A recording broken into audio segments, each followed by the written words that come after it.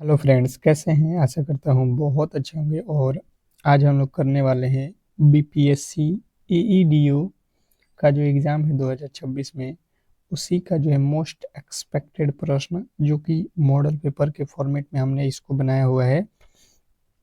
और इसी में आपका सभी विषय रहेगा: reasoning, GK, math, Hindi, English. ठीक है। जैसे कि आपको तीनों ही पेपर आने वाला है, तो मैंने तीनों ही पेपर के क्वेश्चन को एक ही जगह पे रखा हुआ है। तो आप कोशिश करना कि हर एक प्रश्न को अंत तक देखना, क्योंकि हर एक प्रश्न बहुत बहुत इम्पोर्टेंट है। खास करके आपको जीके, मैथ, रीजनिंग, ये तो आपका जो है मेरिट इसी पे बनने वाला है, तो इस पे आपको बेहतर पकड़ बनानी है और आपको क्वालिफाई करना है हिंदी और इंग्लिश में। तो इसके बहुत कम क्वेश्चन हमने रखा हुआ है। तो बीपीएससी एईडीओ में अगर आपको सिलेक्शन चाहिए, तो कहीं ना कहीं आपको जीके और मैथ, रीजनिंग में काफ़ी ज़्यादा बेहतर स्कोर करना पड़ेगा, जिसके लिए ये क्लास स्पेशल बनाया गया है। ये मॉडल पेपर स्पेशल बनाया गया है, जो बहुत बड़ा स्कोर आपको एग्ज़ाम हॉल में कराने वाला है। तो चलिएगा, क्लास को स्टार्ट करते हैं। और आप लोगों को मालूम है कि 14 से लेके और आपका जो है 21 जो है अप्रैल तक जो है पेपर होने जा रहा है। और एडमिट कार्ड भी आप लोगों को जारी कर दिया गया है। आप लोगों ने जाकर चेक नहीं किया है तो कर लो, आपका एग्ज़ाम किस तिथि को है। बहुत बहुत इंपॉर्टेंट क्वेश्चनों के साथ हम हाजिर हैं। तो क्लास के हर एक प्रश्न को देखिएगा। और आप लोगों से एक छोटी सी रिक्वेस्ट रहेगी, जो भी मेरे दोस्त मेरे क्लास को लाइक नहीं किए हो तो लाइक कर लो, और चैनल पर नए आए हो तो चैनल को सब्सक्राइब जरूर कर लो, क्योंकि प्रश्न काफ़ी ज़्यादा महत्वपूर्ण है। पहला प्रश्न आपके सामने है: राष्ट्रीय शिक्षा नीति 2020 के अनुसार कक्षा 5 तक की शिक्षा का माध्यम क्या होना चाहिए? राष्ट्रीय शिक्षा नीति 2020 के अनुसार कक्षा 5 तक की शिक्षा का माध्यम क्या होना चाहिए? Question number 1। पहले नंबर प्रश्न के जो राइट उत्तर है बताने की कोशिश कीजिए सभी लोग। क्वेश्चन नंबर जो है पहला, कि राष्ट्रीय शिक्षा नीति 2020 के अनुसार जो है कक्षा 5 तक की शिक्षा का माध्यम क्या होना चाहिए? तो जो भी मेरे दोस्त बता रहे हैं, मातृभाषा या स्थानीय भाषा बिल्कुल राइट उत्तर है, ऑप्शन नंबर बी। नेक्स्ट प्रश्न आपके सामने है। कह रहा है कि शिक्षा का अधिकार अधिनियम 2009 के तहत निजी स्कूलों में आर्थिक रूप से कमजोर वर्ग के बच्चों के लिए कितने प्रतिशत सीटें आरक्षित हैं? शिक्षा का अधिकार अधिनियम 2009 के तहत निजी स्कूलों में आर्थिक रूप से कमजोर वर्ग के जो है बच्चों के लिए कितने प्रतिशत सीट आरक्षित हैं? तो आपको याद रखना है यहाँ पे 25%। ऑप्शन नंबर सी जो है आपके बिल्कुल राइट उत्तर है। नेक्स्ट प्रश्न आपके सामने है कि जो है पियाजे के अनुसार किस अवस्था में बच्चा वस्तु स्थायित्व का जो है गुण प्रदर्शित करता है? पियाजे के अनुसार किस अवस्था में बच्चा वस्तु स्थायित्व का गुण प्रदर्शित करता है? Question number 3। तीसरे नंबर प्रश्न के राइट उत्तर आपको याद रखना है संवेदी पेशिया। संवेदी पेशिया अर्थात 0 से 2 वर्ष के बच्चे, ऑप्शन नंबर ए। नेक्स्ट प्रश्न आपके सामने है। कह रहा है कि बिहार में नीली क्रांति का संबंध किससे है? बिहार में नीली क्रांति का संबंध किससे है? Question number 4। चौथे नंबर प्रश्न के जो राइट उत्तर है बताने की कोशिश कीजिए सभी लोग। बिहार में नीली क्रांति का संबंध किससे है? तो जो भी मेरे दोस्त बता रहे हैं, मत्स्य उत्पादन अर्थात मछली बिल्कुल राइट उत्तर है, ऑप्शन नंबर बी। नीली क्रांति अर्थात मत्स्य उत्पादन, ऑप्शन नंबर बी। नेक्स्ट प्रश्न आपके सामने है कि जो है बिहार के किस जिले में फ्लोटिंग सोलर पावर प्लांट तैरता हुआ सौर ऊर्जा संयंत्र चालू किया गया? बिहार के किस जिले में फ्लोटिंग सोलर पावर प्लांट चालू किया गया है? बताइएगा। जो भी मेरे दोस्त बता रहे हैं यहाँ पे, आपका दरभंगा और सुपौल दोनों ही जगह चालू किया गया है। उनके बिल्कुल राइट उत्तर है ऑप्शन नंबर डी।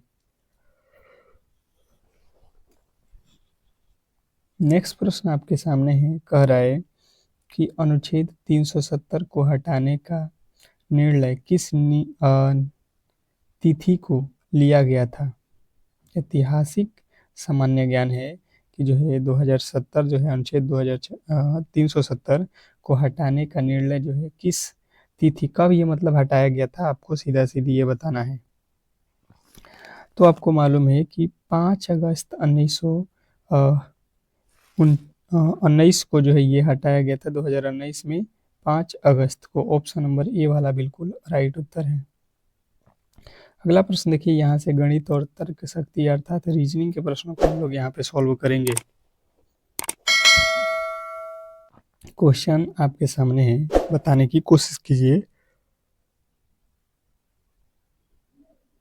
श्रृंखला में अगला पद क्या होगा? श्रृंखला में अगला पद क्या होने वाला है? सभी लोग बताएंगे यहाँ पे।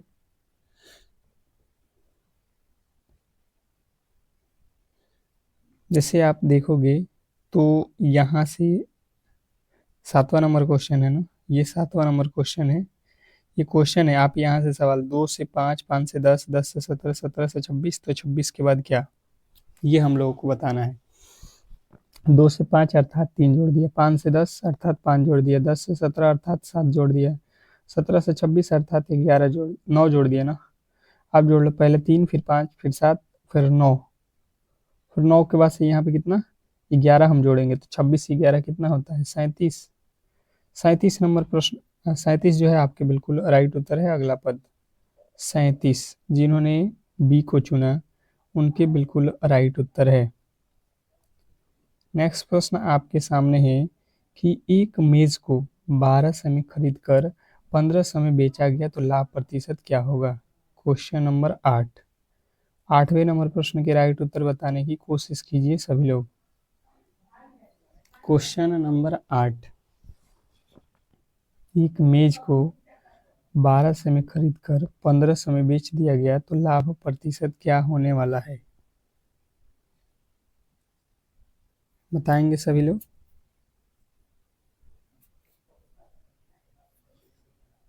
अब देखिए यहाँ पे आप सबसे पहले कि 1500 रुपया को 1200 रुपया को खरीद कर 1500 में बेचेंगे तो हमें तो प्रॉफिट हो जाएगा, 300 रुपये का फायदा होगा। पर यहाँ पे रुपये में नहीं, प्रतिशत में बोला गया लाभ, तो इसका परसेंटेज निकालना है तो हमें हमेशा ही क्रय मूल्य के साथ निकालना होगा। 300 बट्टा 1200 गुणे 100, ये 2 जीरो से ये 2 जीरो, और 12 के पार में 12 दूना 24, 12 पचे 60, अर्थात 25% आपका बिल्कुल राइट उत्तर है। Option number B. Option number B जो है आपके बिल्कुल राइट उत्तर है। नेक्स्ट प्रश्न आपके सामने है कि यदि एप्पल को 50 लिखा जाता है तो ऑरेंज को क्या लिखा जाएगा? Question number 9। 9वें नंबर प्रश्न के जो राइट उत्तर है बताने की कोशिश कीजिए सभी लोग। क्वेश्चन नंबर 9, क्या लगता है आपको इस प्रश्न का राइट उत्तर क्या होने वाला है? क्वेश्चन नंबर 9, जैसे आप समझने की कोशिश करोगे तो यहाँ से एप्पल का कोड अगर लिखते हैं ए, पी का कोड 16, फिर पी है तो पी का कोड 16, फिर एल है तो 12, ई है तो 5। आप देख लो यहाँ पे कितना हो जाएगा, 16 16 32, 32 12 44, 44 1 45, 45 5 50, बिल्कुल सही है। इसको सभी के अंकों को जोड़ दिया है, हम भी वही काम कर देते हैं यहाँ पे। ऑरेंज ओ होता है आपका 15, आर 18, ए 1 पे, एन 14, जी 7 और ई 5। आप अब इसको सॉल्व कर लो। 7 5 12, 12 18 30, 30 और 15 45, 15 60। ऑप्शन नंबर ए, जिन्होंने ए को चुना है उनके बिल्कुल राइट उत्तर हैं। जो भी मेरे दोस्त ए को चुने हैं उनके बिल्कुल राइट उत्तर है। नेक्स्ट प्रश्न आपके सामने है कि जो है पेनिसिलिन की खोज किसने की थी। पेनिसिलिन की खोज किसने की थी, क्वेश्चन नंबर 10। 10वें नंबर प्रश्न के जो राइट उत्तर है बताने की कोशिश कीजिए सभी लोग। क्वेश्चन नंबर 10 पे आ चुके हैं कि पेनिसिलिन की खोज किसने की थी। क्या लगता है आपको, बताएंगे सभी लोग पेनिसिलिन की खोज किसने की थी। तो जिनने बताया है अलेक्जेंडर फ्लेमिंग, उनके बिल्कुल राइट उत्तर है option number B. Alexander Fleming आपके बिल्कुल राइट उत्तर है। नेक्स्ट प्रश्न आपके सामने है कि कंप्यूटर में HTTP का पूर्ण रूप क्या है। कंप्यूटर में HTTP का पूर्ण रूप क्या है, क्वेश्चन नंबर 11। 11वें नंबर प्रश्न के राइट उत्तर बताने की कोशिश करेंगे। कंप्यूटर में HTTP का पूर्ण रूप क्या है। तो जिन्होंने बताया है यहाँ पे कि हाइपर टेक्स्ट ट्रांसफर प्रोटोकॉल, बिल्कुल राइट उत्तर है ऑप्शन नंबर बी। जिन्होंने बी को चुना उनके बिल्कुल राइट उत्तर है। अगला प्रश्न है इंसुलिन की कमी से कौन सा रोग होता है। इंसुलिन की कमी से कौन सा रोग होता है, क्वेश्चन नंबर 12। बताएंगे आप लोग सभी लोग कि इंसुलिन का खोज इंसुलिन की कमी से कौन सा रोग होता है, बताइएगा। तो जिन्होंने बताया है यहाँ पे मधुमेह, ऑप्शन नंबर सी।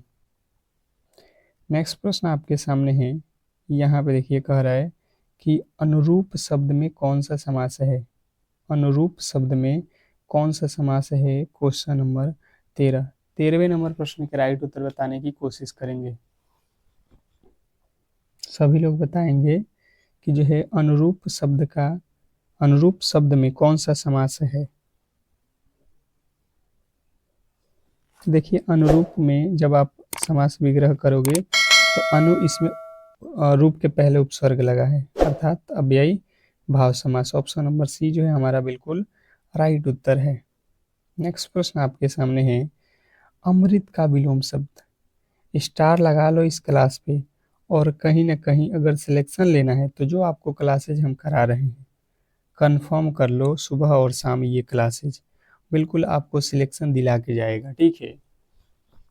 तो एक बार आपका थोड़ा सा सपोर्ट हमें मिल जाएगा, क्लास को लाइक करके और चैनल को सब्सक्राइब करके रखोगे तो बहुत बहुत जो है फ़ायदे करेंगे आप लोगों के लिए, ठीक है। हर एक क्लास आपको नोटिफिकेशन के साथ मिलता रहेगा। तो अमृत का विलोम शब्द क्या होता है, विलोम मतलब उल्टा, अमृत का हो जाएगा 20। नेक्स्ट प्रश्न आपके सामने है कमर कसना, मुहावरे का अर्थ क्या है। कमर कसना सभी लोगों को मालूम होगा। कमर कसना अर्थात मुहावरे का अर्थ हम लोगों को पता है कि हमें जो है तैयार होना। कमर कसना अर्थात तैयार होना, ऑप्शन नंबर बी। जिन्होंने बी को चुना उनके बिल्कुल राइट उत्तर है। कमर कसना अर्थात जो है तैयार होना, बिल्कुल राइट उत्तर है। नेक्स्ट प्रश्न आपके सामने है, कह रहा है कि निपुण भारत मिशन का लक्ष्य किस वर्ष तक जो है कक्षा 3 के प्रत्येक बच्चों को जो है मूलभूत साक्षरता और संख्यात्मकता प्राप्त करना है। निपुण भारत मिशन का लक्ष्य किस वर्ष तक कक्षा 3 के प्रत्येक बच्चों को मूलभूत साक्षरता और संख्यात्मकता जो है प्राप्त कराना है। जो भी मेरे दोस्त यहाँ पे बता रहे हैं कि जो है 2026-27 उनके बिल्कुल राइट उत्तर है, ऑप्शन नंबर सी। नेक्स्ट प्रश्न आपके सामने है शिक्षा का अधिकार अधिनियम 2009 के अनुसार प्राथमिक स्तर पर छात्र शिक्षक अनुपात क्या होना चाहिए। शिक्षा का अधिकार अधिनियम 2009 के अनुसार प्राथमिक स्तर पर छात्र शिक्षक अनुपात क्या होना चाहिए? Question number 17। 17वें नंबर प्रश्न के राइट उत्तर बताने की कोशिश कीजिए सभी लोग। क्वेश्चन नंबर 17, जिन्होंने 17वें नंबर प्रश्न के राइट उत्तर बताया है 30:1 बिल्कुल राइट उत्तर है। नेक्स्ट प्रश्न आपके सामने है कि बिहार में विद्यांजलि पोर्टल का प्राथमिक उद्देश्य क्या है? बिहार में विद्यांजलि पोर्टल का प्राथमिक उद्देश्य क्या है? Question number 18। 18वें नंबर प्रश्न के राइट उत्तर बताएंगे सभी लोग। क्वेश्चन नंबर 18, जो भी मेरे दोस्त बताए हैं यहाँ पे कि जो है स्वयंसेवकों और पूर्व छात्रों के माध्यम से स्कूल का विकास करना बिल्कुल राइट उत्तर है। नेक्स्ट प्रश्न आपके सामने है समावेशी शिक्षा का अर्थ क्या है? समावेशी शिक्षा का अर्थ क्या है? क्वेश्चन नंबर 19वें नंबर प्रश्न के राइट उत्तर बताएंगे। समावेशी शिक्षा का अर्थ क्या है? समावेशी शिक्षा का अर्थ क्या है? तो जिन्होंने बताया यहाँ पे जो है आप लोगों के सामने सामान्य और विशिष्ट आवश्यकता वाले बच्चों को एक साथ पढ़ाना बिल्कुल राइट उत्तर है। नेक्स्ट प्रश्न आपके सामने है कोठारी आयोग ने शिक्षा के किस ढांचे की जो है सिफारिश की थी? क्वेश्चन नंबर 20वें नंबर प्रश्न के राइट उत्तर बताएंगे सभी लोग। कोठारी आयोग ने शिक्षा के किस ढांचे की सिफारिश की थी?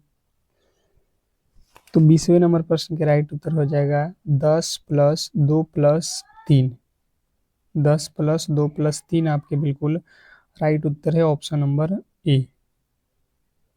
अगला प्रश्न आपके सामने है यदि x² प्लस 1/x² बराबर 7 है तो x प्लस 1/x का मान क्या होगा? क्वेश्चन आपके सामने है 21वें नंबर प्रश्न के राइट उत्तर बताने की कोशिश कीजिए। सभी लोग बताइए, आपको मैंने फॉर्मूला बताया था, क्या लगता है आपको? फॉर्मूला मैंने क्या बताया था यहाँ पे कि जो ये वाला वैल्यू है ये है ए, ये है ए, और यहाँ पे जब होता है आपका क्या चीज़ स्क्वायर होता है, ये जो स्क्वायर होता है तो इसका फॉर्मूला जो है क्या होता है, ये जो बिना स्क्वायर का होता है ये तो स्क्वायर में नहीं है, हमें उल्टा निकलना था। इसका वैल्यू अगर दिया होता 7 या कुछ भी तो हम क्या लिखते हैं a² -2 तो यहाँ से वही काम कर देंगे, हमें a² -2 का वैल्यू दिया गया है 7, तो यहाँ से हम क्या करेंगे a² और 7 और 2 इधर जाएगा तो 9 हो जाएगा, ये फार्मूला होता है, आपको मैंने बताया था। तो a² का वैल्यू निकालेंगे तो अंडर रूट में 9 हो जाएगा, जिसका वर्गमूल 3 जो है आपका बिल्कुल राइट उत्तर है। नेक्स्ट प्रश्न आपके सामने है कि एक आयत की लंबाई में 20% की वृद्धि और चौड़ाई में 20% की कमी की जाती है, क्षेत्रफल पर क्या प्रभाव होगा, ये आप लोगों को बताना है। बताइएगा सभी लोग। एक आयत की लंबाई में 20% की वृद्धि और चौड़ाई में 20% की कमी की जाती है तो क्षेत्रफल पर क्या प्रभाव पड़ेगा? मैंने इस टाइप के प्रश्न आपको बार बार बताया हुआ है कि किस तरीके से सॉल्व करना है। तो सबसे पहले देखो, जब भी इस तरीके के प्रश्न आए कि लंबाई इतना बढ़ाया गया और चौड़ाई इतना घटाया गया, या कोई संख्या इतना बढ़ाया गया फिर इतना घटाया गया, इस तरीके के प्रश्नों में आपको सीधा सीधी ध्यान देना है। मान के चलो 20% बढ़ाया है, ठीक है, 20% और गुणे 20% घटाया है, अर्थात ये ए है ये बी है, तो इसका फार्मूला कहता है a गुणे b बटा 100, और इसमें होता है हमेशा लॉस, हमेशा क्या दिखाएगा लॉस, 1 0 से 1 0, 2 दूना के 4% का जो है लॉस है आपका बिल्कुल जो है यहाँ पे 4% का लॉस अर्थात कमी हो जाएगा, ऑप्शन नंबर सी जो है बिल्कुल राइट उत्तर है। नेक्स्ट प्रश्न आपके सामने है लुप्त संख्या ज्ञात कीजिए, लुप्त संख्या ज्ञात कीजिए। क्वेश्चन नंबर 23 23वें नंबर प्रश्न के जो राइट उत्तर है बताने की कोशिश करेंगे सभी लोग।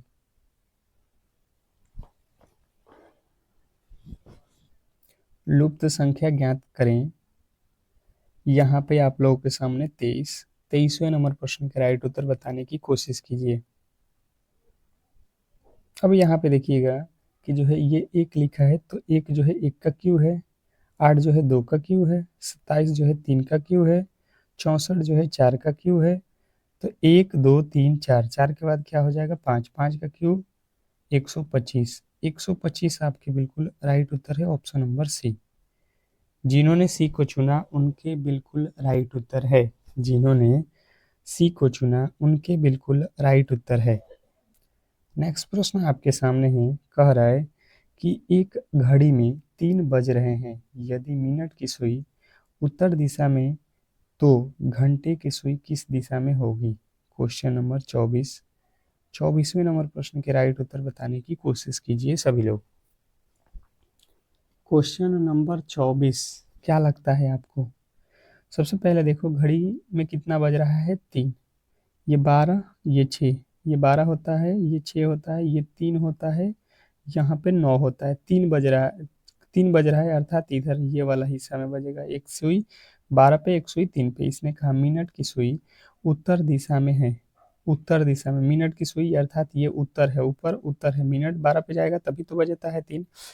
और घंटे की सुई किस दिशा में, तो ये उत्तर, तो ये नीचे दक्षिण, ये पूरब दिशा होता है, तो आप पूरब बता दोगे, ऑप्शन नंबर बी जो है क्लियर है आपका। नेक्स्ट प्रश्न आपके सामने है, ए और बी मिलकर एक काम को 10 दिनों में कर सकते हैं। ए अकेले उसे 15 दिनों में कर सकता है, बी उसे कितने दिनों में करेगा, ये हम लोगों को बताना है, ये हम लोगों को बताना है।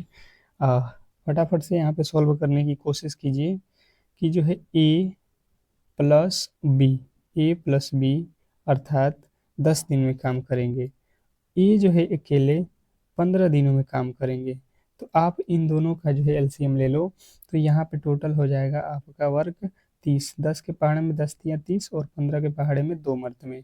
यहाँ पे घटाओगे तो 1 बचेगा, यहाँ पे घटाओगे तो 1 बच जाएगा, अर्थात यहाँ से ए और बी मिलके 3 काम कर रहे थे, जिसमें से ए अकेले 2 काम कर रहा था, तो बी का पता चल गया हमें कि 1 काम करता है, तो टोटल काम 30 है।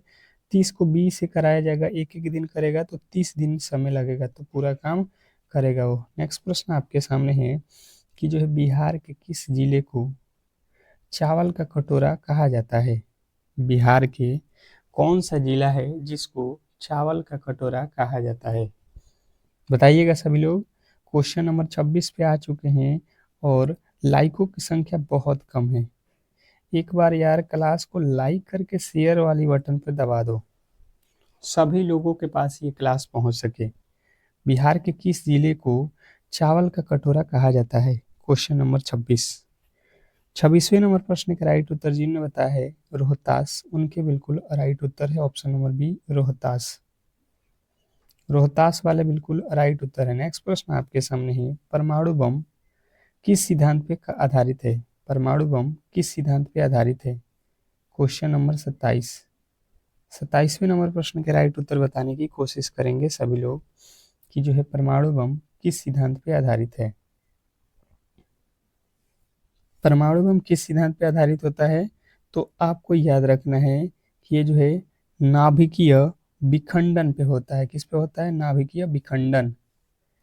नेक्स्ट प्रश्न आपके सामने है, भारतीय संविधान की प्रस्तावना में समाजवादी शब्द किस संशोधन द्वारा जोड़ा गया।